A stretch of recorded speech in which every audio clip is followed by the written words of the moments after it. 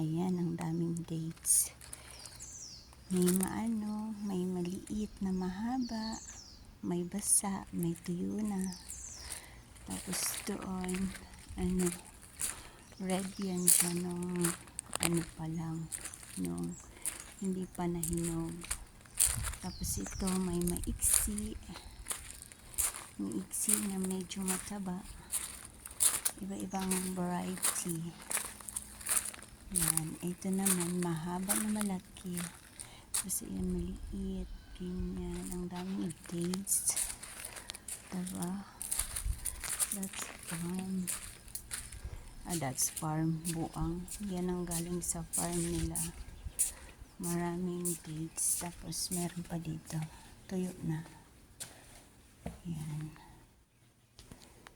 Yan.